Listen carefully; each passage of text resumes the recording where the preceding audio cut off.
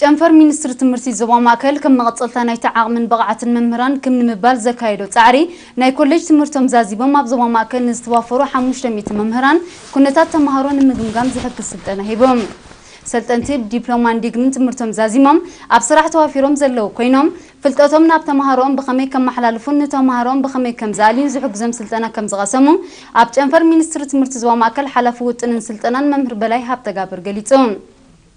መምህር በላይ ኣብ ሓበሬታው ስልጠና መቀጸልታ ናይቲ ኣብ ዝሓለፈ እዋን ን100 መምህራን ዝተዋሃበ ስልጠና ከም ዝኾነ ብምጥቃስ ንተማሃሮ ኣብ መዳይ ትምህርትን ስነ ምግባርን ንምግምጋም ከም ዝሕግዝውን አብሪዮም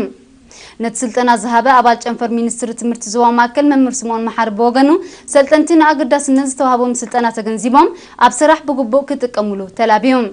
ካብ ሰልጠንቲ መምህራን ጸጋይ በረኸታብ ያስሚን ዓብደልሐሚድን ሳምራዊት ብርሃንን የሪና ኣብዝሃቦ ሪቶ